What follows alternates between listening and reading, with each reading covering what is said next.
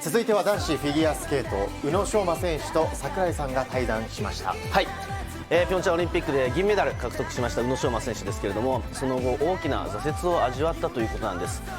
スケートに対してマイナスの感情を持ってしまったそうですが、そこから這い上がるきっかけを与えてくれたのが2人の人物でした。宇野選手、本日よろしくお願いします。よろしくお願いします。4年前のピョンチャンオリンピック、4回転フリップ決めました。20歳で銀メダルに輝いた宇野昌磨。羽生結弦との金銀独占は史上初の快挙となりました。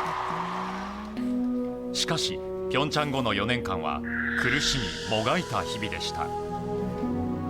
ピョンチャンの翌年行われた世界選手権、宇野は3年ぶりに表彰台を逃し、そこから調子を落としていきます。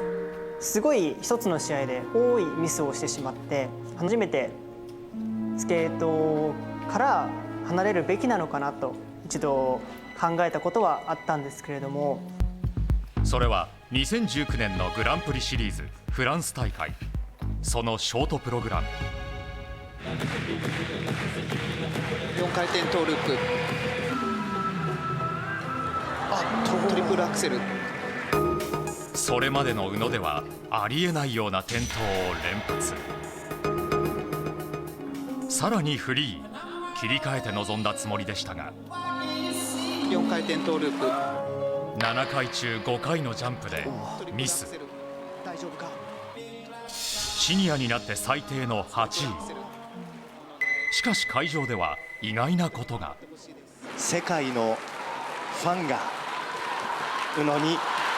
エールを送ります。これだけたくさんのミスをした時にすごいお客さんが温かい拍手をくださって、僕は自分で勝手にミスをしてはいけないと自分を追い込んでいたんだなと、それは自分が勝手に作り上げた自分へのプレッシャーなんだなと気づかされて、成功が続くと周りの期待も大きくなってチャレンジすることが怖くなることもあると思うんですよね。そういった点でそのミスを怖がらないようになったというのは大きかったですか？いや、大きかったですね。もしあのまま成功していたら自分の姿勢っていうのは変わっていなかったと思いますし、やっとスケートがまた再び動き始めたというか歩み始めることができたので、どん底でようやく開き直ることができた宇野。復活するため大きな影響を与えた人物が2人いました。1人が2020年からコーチに就いたステファン・ランビエールさん。世界一と称されたスピンで世界選手権連覇。トリノオリンピックでは銀メダルに輝いたレジェンド。アイスショーなどで接点があり、宇野からコーチを依頼しました。あまりにもスケートに対して気持ちがマイナスなものが大きかったので、残りのスケート人生楽しんで終えたいなって、ステファンコーチの下なら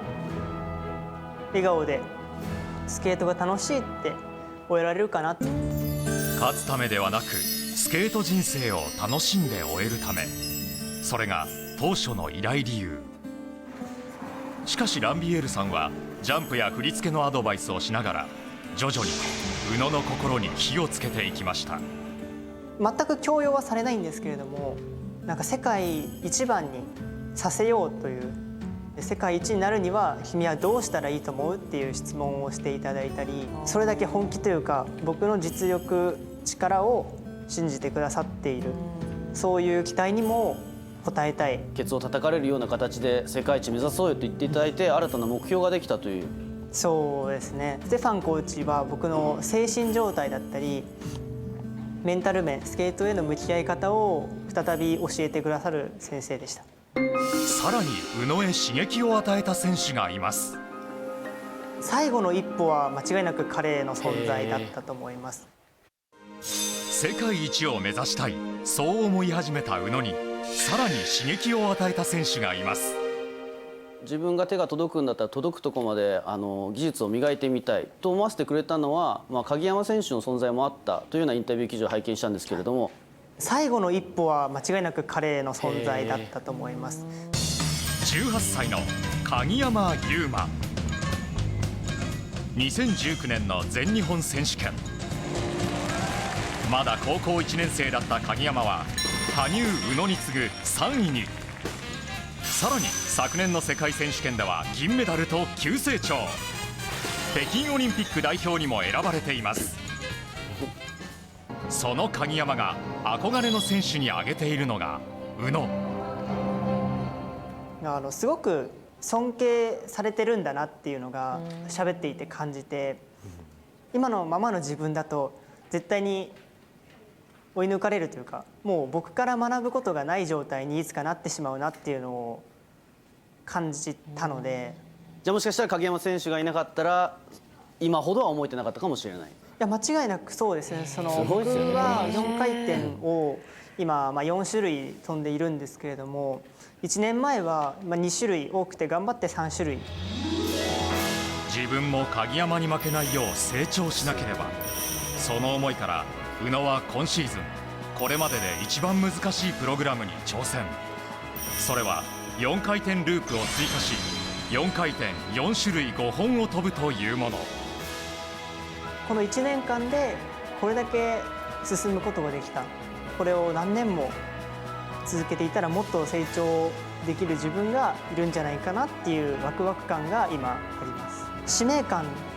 に今は駆られていないので、やらなきゃいけないとかではなく自分がやりたい、そう思えているので、今はそのスケートを存分に楽しんで、いつか絶対に